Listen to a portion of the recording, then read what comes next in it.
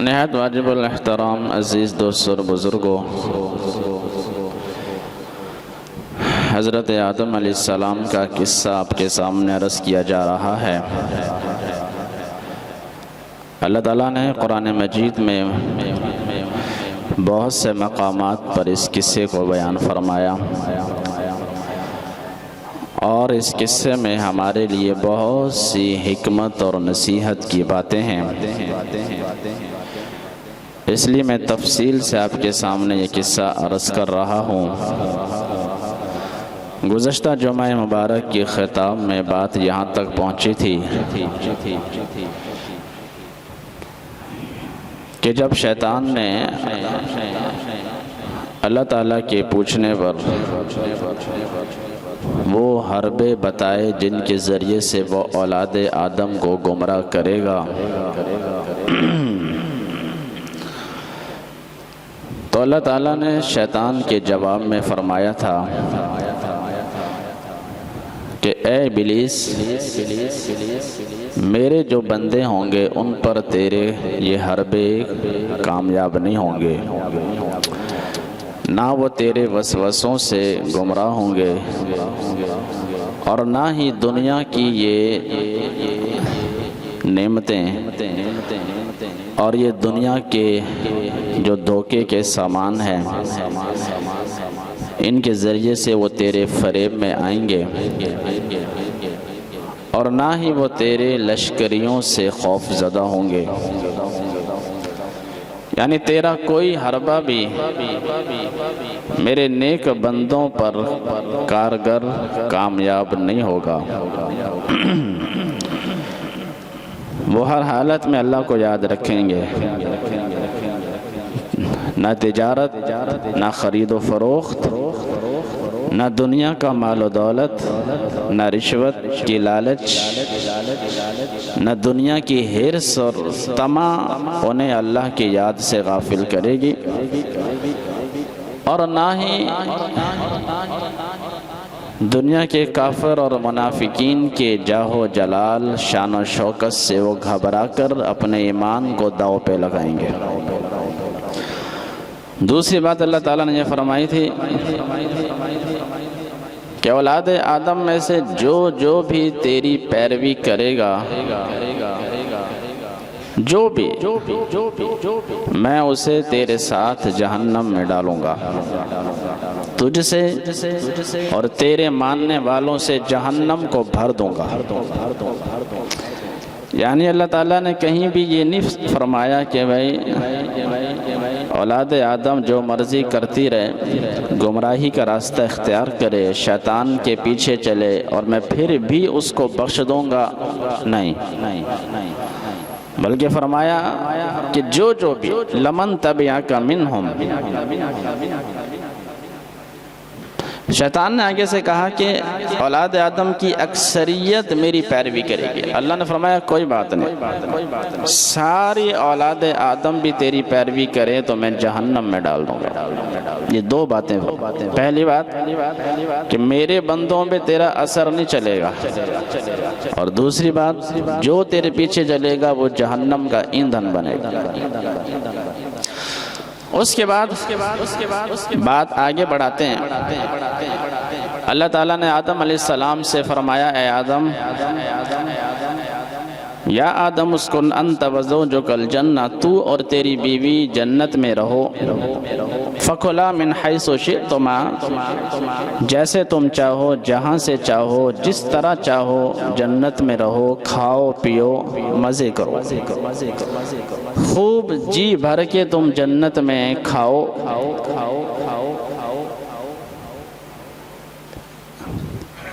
اِنَّ لَكَ أَلَّا تَجُوعَ فِيهَا وَلَا تَعْرَىٰ، جنت میں نہ تو تمہیں بھوک لگے گی، اِنَّكَ أَلَّا تَجُوعَ مطلب بھوک کی پریشانی نہیں ہوگی کہ بھوک لگی ہے تو کھانا کیا کھائیں۔ اس بھوک سے مراد فقر و فاقہ نہیں، بھوک تو لگے گی لیکن یہ پریشانی نہیں ہوگی کہ بھوک لگی ہے اب کھانا کہاں سے کھائیں، کھانا ملے گا نہیں ملے گا، مہنگائی بہت ہے۔ فرمایا ایسی بات نہیں، لا تجوع فیہا ولا تعرا،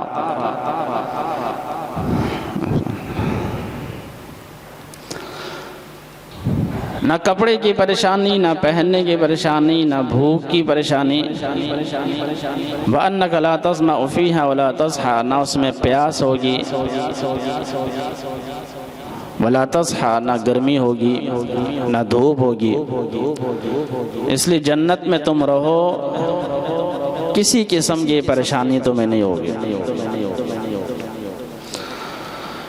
لیکن یاد رکھنا یا آدم، ان ھذا عدو لک ولزوجک،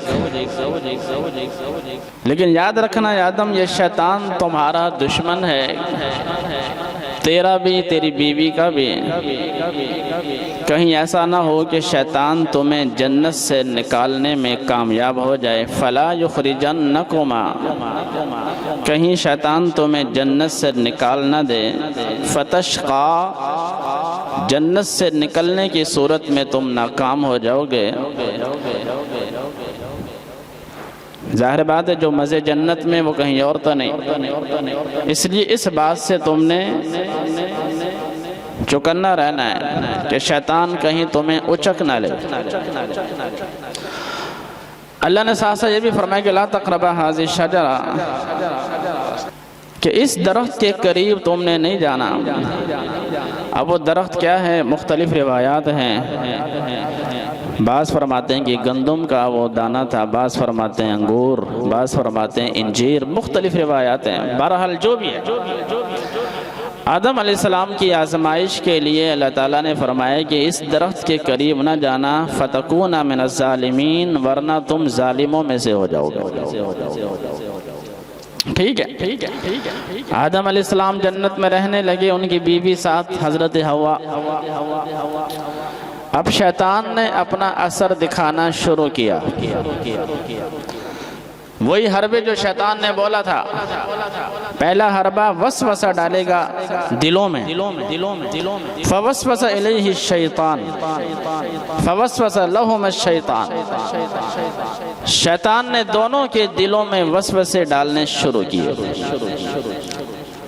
اور بولا، قال یا آدم، اے آدم، هل ادلک، کیا میں تجھے ایسا درخت نہ بتاؤں کہ جس کو کھانے سے تو سدا ہمیشہ جنت میں رہے گا، وملک لا یبلا، اس درخت کا پھل کھانے سے تجھے ایسی بادشاہت ملے گی جو کبھی بھی ختم نہیں ہوگی۔ جنت میں ہر انسان رہے گا بادشاہ بن کر، اپنی اپنی جنت میں ہر جنتی بادشاہ ہوگا، جہاں چاہے پھر اسی کی حکومت ہوگی، اسے کسی کی پریشانی نہیں ہوگی کہ میرے اوپر کوئی حکمران ہے، آزاد۔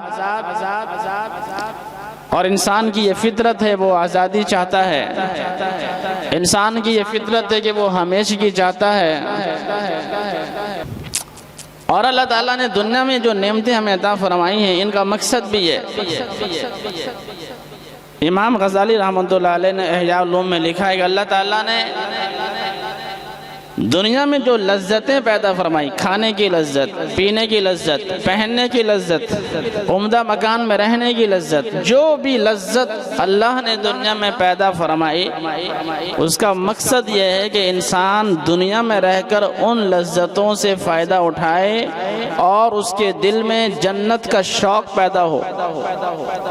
شوق پیدا اس لیے ہوگا کہ انسان کی فطرت ہے کہ اللہ یہ جو مجھے لذتیں میسر ہیں، پھلوں کی لذت ہے، کھانے پینے کی لذت ہے، یہ لذت ہمیشہ ہمیشہ میرے ساتھ رہیں، کبھی مجھ سے الگ نہ ہو۔ تو ظاہر بات ہے میرا بھائیو، اس کی صورت صرف اور صرف ایک ہی ہے، وہ ہے جنت میں جانا۔ جنت کی جو زندگی، اس کی لذت ہمیشہ کی لذت، جوانی ہمیشہ کی، صحت ہمیشہ کی، وہاں کے کھانے پینے ہمیشہ کے، پھل ہمیشہ کے، کبھی نہ ختم ہونے والی زندگی، نہ ختم ہونے والی لذتیں۔ نیک بندے میں یہ چیز پیدا ہوتی ہے کہ جس طرح اللہ نے مجھے اس جہان میں لذتیں عطا فرمائی، یہ لذتیں ہمیشہ میرے ساتھ رہیں، کبھی بھی ختم نہ ہو، تو اس کے دل میں جنت کا شوق پیدا ہوتا ہے۔ لیکن جو گناہگار آدمی ہے، اس کے دل میں تکبر پیدا ہوتا ہے، دوسروں کی حقارت پیدا ہوتی ہے۔ اللہ نے اسے مال کیا دے دیا، اللہ نے اسے لذت کیا دے دی، اللہ نے اسے پھلوں کی فراوانی کیا دے دی، دوسروں کو کوئی سمجھتا ہی نہیں۔ یہ گناہگار آدمی کی فطرت، لیکن جو نیک بندہ ہے وہ ان لذتوں سے فائدہ اٹھاتا ہے اور اس کے دل میں مزید عاجزی پیدا ہوتی ہے، کیونکہ جنت عاجزی سے ملے گی، جنت تکبر سے نہیں ملے گی۔ اس کے دل میں مزید عاجزی پیدا ہوتی ہے تاکہ یہ لذتیں ہمیشہ ہمیشہ میرے ساتھ رہیں، میں جنت میں چلا جاؤں۔ اسی وجہ سے انبیاء علیہ السلام نے دعائیں مانگی۔ ابراہیم علیہ السلام کی دعا ہے 19ویں پارے میں، وَجْعَلْنِي مِن وَرَثَةِ جَنَّةِ النَّعِيمِ، اے اللہ مجھے جنت کی نعمتوں کا وارث بنا۔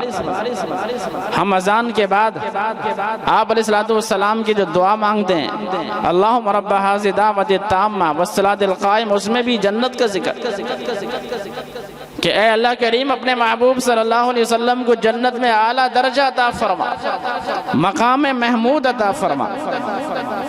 جنت کا شوق انسان کی فطرت، تو اسی طرح شیطان نے اسی فطرت پر حملہ کیا۔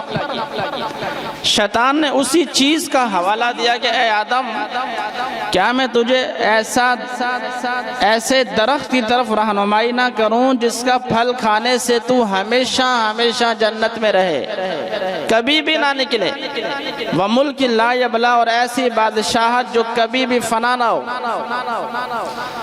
آدم علیہ السلام نے فرمایا ٹھیک ہے، وہ کون سا درخت ہے؟ تو شیطان نے وہی درخت بتایا جس سے اللہ نے منع فرمایا۔ آدم علیہ السلام تو رک گئے اور فرمایا کہ یہ تو میرے رب نے منع فرمایا، لیکن شیطان نے پھر وسوسے ڈالے۔ یہ بات قرآن میں تو نہیں ہے، روایات میں شیطان نے کہا کہ آدم، اللہ نے وہ عارضی طور پہ منع کیا تھا، ہمیشہ کے لیے تھوڑی منع کیا، وہ چند دنوں کے لیے منع کیا تھا، اب نہیں، اب تو کھا سکتا ہے، وہ جو پابندی تھی ختم ہو گئی، اب نہیں، اب کھا سکتا ہے۔ اس طرح کی باتیں جیسے شیطان ہمارے دلوں میں ڈالتا ہے، کچھ نہیں ہوتا، کچھ نہیں ہوتا، نماز نہیں پڑھنی، کچھ نہیں ہوتا، کیا ہو رہا ہے، کچھ بھی نہیں ہو، یہ شیطان وسوسے ڈالتا۔ اب یہ بات قرآن مجید میں تو نہیں ہے، لیکن روایات میں شیطان نے بولا آدم کچھ نہیں ہے، اللہ نے منع کیا تھا چند دنوں کے لیے، اب نہیں، وہ پابندی ختم ہو گئی۔ یہ وسوسہ شیطان ہمیں، کیونکہ ہم بھی آدم علیہ السلام کی اولاد ہے، اور شیطان نے اس پر قسمیں بھی کھائیں۔ وقاسمہما، پارہ نمبر 8، قسمیں اٹھائیں، انی لکما لمن الناصحین، بڑی پرزور تاکید سے شیطان نے بولا اللہ کی قسم، اللہ کی قسم، بے شک یقیناً میں تمہارا خیر خواہ ہوں۔ تاکید در تاکید، ادھر سے قسمیں اللہ کے نام کی۔ آدم علیہ السلام نے جب دیکھا کہ یہ رب کی قسمیں اٹھا رہا ہے، اور اللہ کی قسم کوئی جھوٹی نہیں اٹھا سکتا، اس لیے میرے بھائی یہ الگ موضوع ہے۔ ہمارے معاملات کے بہت سے فیصلے قسم پر ہوتے ہیں۔ فریق مخالف، آپ نے دعویٰ دائر کر دیا، آپ کے پاس گواہ نہیں، جس نے دعویٰ کیا وہ گواہ لے کر آئے۔ اگر آپ کے پاس گواہ نہیں، معاملہ لاکھوں کروڑوں کا ہے، قانون آپ سے گواہ مانگے گا، گواہ نہیں، اگلے بندے سے قسم لی جائے گی۔ اب کہنے کو تو قسم دو لفظ ہے، اللہ کی قسم میں نے اس کے پیسے نہیں چرائے، میں نے اس کی زمین پہ قبضہ نہیں کیا، قسم اس نے اٹھا لی، لیکن ہو انسان وہ کبھی بھی اللہ کے نام کی جھوٹی قسم نہیں اٹھائے گا، اپنا سب کچھ قربان کر دے گا۔ دیکھیں آدم علیہ السلام نے جب شیطان کی زبان سے قسم کا لفظ سنا کہ اللہ کی قسم، رب کی قسم، پھر جا کر آدم علیہ السلام اس کے بہکاوے میں آئے. اور ہمیں بھی یہی حکم ہے، اگر فریق مخالف نے قسم اٹھا لی، آپ کے پاس گواہ نہیں تو معاملہ ختم ہو جائے گا، فیصلہ اس کے حق میں ہو جائے گا. اب رہا مسئلہ اس نے جھوٹی قسم اٹھائی، اب یہ الگ موضوع ہے. قرآن میں احادیث میں اس کی جو مذمت بیان فرمائی وہ ایک الگ چیز ہے. شیطان نے قسم اٹھائی، آدم علیہ السلام اس کے بہکاوے میں آگے. فَدَلَّاهُمَا بِغُرُورٍ، بالآخر اللہ فرماتے ہیں قسموں کے ذریعے سے شیطان نے آدم علیہ السلام کو دھوکہ دے دیا، اور آدم علیہ السلام اور ان کی بیوی نے اس ممنوع درخت سے پھل کھا لیا. فَلَمَّا ذَاقَ الشَّجَرَةَ بَدَتْ لَهُمَا سَوْآتُهُمَا، جیسے ہی اس درخت سے پھل کھایا تو ان کے کپڑے اتر گئے.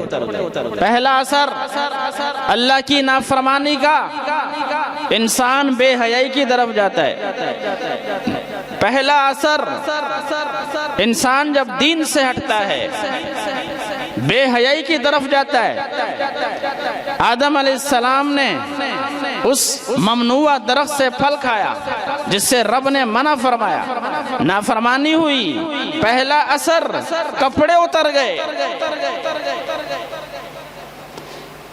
اسی وجہ سے شیطان کے جو برے کارنامے، اس میں جو اہم ترین کارنامہ قرآن نے جو بیان فرمایا وہ یہی ہے، انما یأمرکم بالسوء والفحشاء. شیطان تمہیں بے حیائی کا حکم دیتا ہے اور اللہ تمہیں بے حیائی سے روکتا ہے. پارہ نمبر 3 میں، پارہ نمبر 2 میں اور 3 میں بھی یہی ہے کہ شیطان تمہیں بے حیائی کا حکم دیتا ہے. اور پارہ نمبر 14 میں اللہ نے کیا فرمایا؟ وَيَنْهَا عَنِ الْفَحْشَاءِ وَالْمُنْكَرِ. شیطان تمہیں بے حیائی کی طرف لے کر جاتا ہے، اللہ تمہیں بے حیائی سے روکتا ہے. پہلا اثر گناہ کا، انسان بے حیا بن جاتا ہے. اسی وجہ سے آپ علیہ السلام نے فرمایا الحیاء شعبۃ من الایمان، حیا ایمان کا بہت بڑا شعبہ ہے. اور ایک حدیث میں آتا ہے اذا فاتک الحیاء فافعل ما شئت، جب حیا تجھ سے چلی جائے پھر تو جو چاہے کرتا پھر. پہلا اثر گناہ کا بے حیائی اور فحاشی. بے حیائی فحاشی کا مطلب زنا ہے، بے پردگی ہے، زنا کی طرف. اسی وجہ سے میرے بھائیو شیطان سب سے بڑی رکاوٹیں جو ڈالتا ہے 2 چیزوں میں ڈالتا ہے، قرآن پڑھنے میں اور نکاح کے اندر. قرآن بھی بے حیائی سے روکتا ہے اور نکاح بھی انسان کو بے حیائی سے بچاتا ہے. وہ مشہور حدیث ہے، بخاری مسلم کی حدیث، آپ سنتے رہتے ہیں کہ شیطان سمندر پہ اپنا تخت ڈالتا ہے، اپنے چیلوں کو زمین پہ روانہ کرتا ہے. شام کو آ کر وہ رپورٹ پیش کرتے ہیں، کوئی کہتا ہے میں نے فلاں کو نماز سے روکا، فلاں کو زکوٰۃ سے روکا. شیطان کوئی اثر نہیں لیتا. 2 چیلوں کو سینے سے لگاتا ہے. ایک وہ چیلا جو کہتا ہے کہ میں نے فلاں بندے کو قرآن پڑھنے سے روکا، اور دوسرا چیلا آتا ہے کہ میں نے میاں بیوی کے درمیان جدائی کروا دی. پہلی بات شیطان نکاح ہونے نہیں دیتا. ایسی رکاوٹیں اس نے ڈال دی نکاح کے اندر کہ نکاح مشکل کر دیا. 35 سال عمریں ہیں نوجوانوں کی، میں نکاح پڑھاتا ہوں، آئے روز میرا روز کا کام ہے. 32 سال 34 سال عام عمر ہے. اب آپ بتائیں میرے بھائیو، اس میں قصور ان نوجوانوں کا نہیں. میں ان نوجوانوں پر الزام نہیں لگاتا کہ 32 سال تو نے کیسے انتظار کیا. بالغ تو ہوا ہے 14-15 سال کی عمر میں. انسان انتظار کرتا ہے 5 سال کر لے، 6 سال کر لے، 8 سال کر لے، 24 سال 23 سال 25 سال 34 سال. یہ الزام اس نوجوان پر نہیں، وہ مجبور ہے بیچارہ، کیا کرے. بچیوں کی عمریں 30 سال 35 34 عام میں نکاح پڑھاتا رہتا ہوں. بہت کم ایسے نکاح ہیں کہ میری بہن بیٹی کی عمر 18 سال ہو 20 سال ہو 22 سال ہو. بہت کم ایسے نکاح ہوتے ہیں. پہلی بات شیطان نکاح نہیں ہونے دے گا. ایسی رسومات میں جکڑ دیا ہے شیطان ابلیس نے نکاح مشکل ہو گیا. نوجوان کی سوچ ہی نہیں آتی. وہ جو نکاح کے اخراجات ہیں وہ پورا کرتے کرتے یہ عمر کی آخری حد ہے. ظاہر بات ہے میرے بھائیو جب عمر 32 34 سال ہو جائے پھر نکاح کرنا مجبوری بن جائے گی. اگر 32 35 سال میں بھی نوجوان شادی نہ کرے پھر معاملہ بدل جاتا ہے. پھر تانے شروع ہو جاتے ہیں کہ خیر تو ہے تو نکاح نہیں کر رہا, مرد ہے بھی ہے کہ نہیں. اس طرح کی باتیں شروع ہو جاتی ہیں. پھر وہ مجبوری بن جاتی ہے نکاح کرنا. ورنہ جن رسومات میں شیطان نے جکڑ دیا میرے بھائیو اس کے لیے نوح علیہ السلام کی عمر بھی ہو تو بھی وہ ان کے اخراجات پورے نہیں ہوتے. پھر بھی 18-20 سال سے کمانا شروع کیا, 30-32 سال کی عمر تک کمایا, پھر بھی اخراجات نکاح کے پورے نہیں ہوتے, قرض پکڑنا پڑتا ہے. تو پہلی بات شیطان نکاح نہیں ہونے دے گا, اور اگر نکاح ہو جائے تو میاں بیوی کی بننے نہیں دے گا. کتنے واقعات ہیں میرے بھائیوں.